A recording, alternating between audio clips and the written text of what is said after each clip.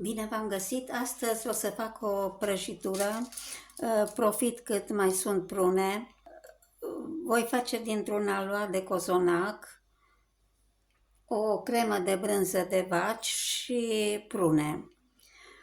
Aluatul l-am făcut, e rețeta pe care o folosesc eu la foarte multe prăjituri. 50 de grame drojdie frecată cu o linguriță de zahăr, 2 linguri de zahăr, un praf de sare, 280 de ml lapte călduț,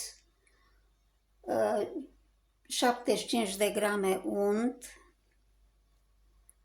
50 de ml ulei și făină cam cât cuprinde, de obicei în jur de 650-680 de grame.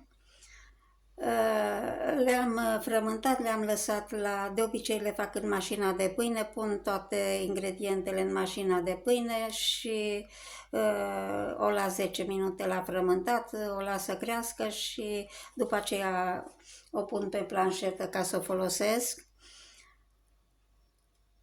Aluatul o să-l împart în două, o treime o las deoparte și din 2/3 am să întind baza.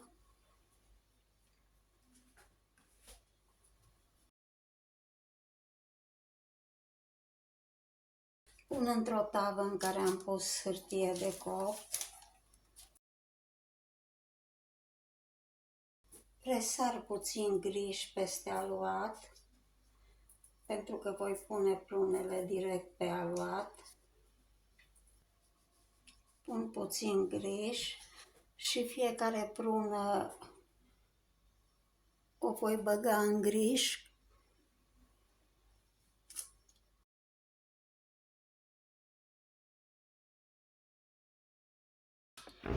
Am să pun deoparte tava cu aluat și prune și voi face acum crema de brânză. Am făcut dintr-1 litru de lapte și 150 de grame de griș, 3 linguri de zahăr, un pliculeț de zahăr vanilinat, un griș. Am 500 de grame de brânză cu textură fină,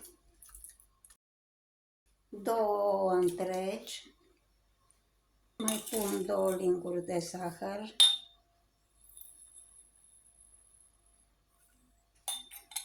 le amestec până când devin omogene.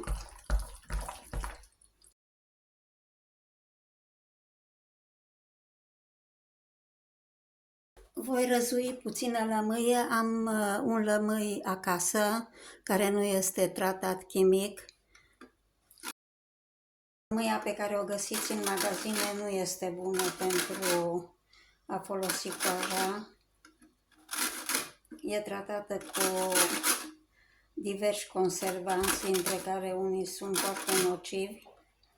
Vedeți, când încercați să le spălați, rămâneți pe mână cu o grăsime care merge foarte greu de pe mână.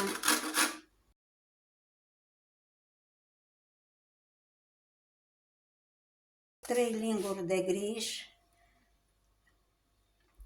pentru ca la coacere să mărească viscozitatea compoziției.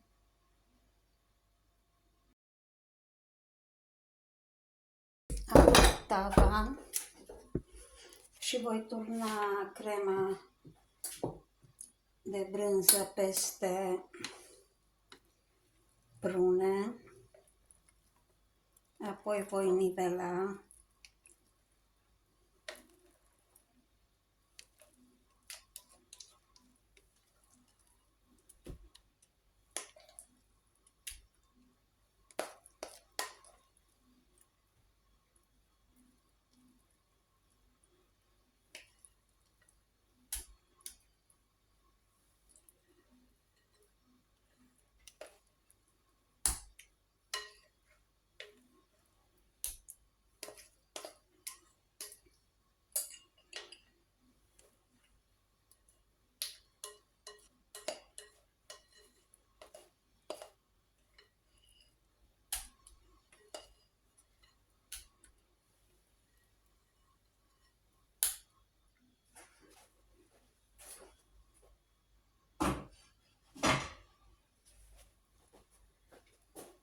Acum voi nivela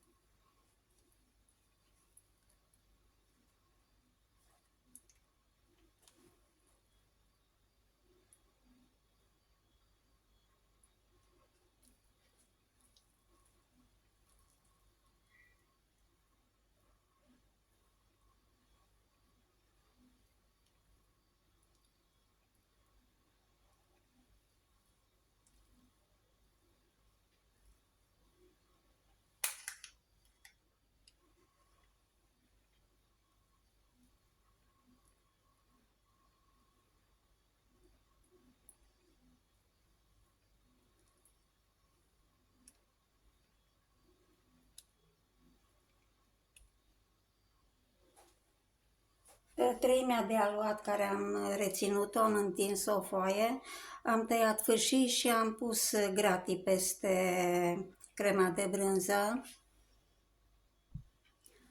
Acum voi da cu ou bătut peste gratii, ca la coacere să aibă o culoare arămie.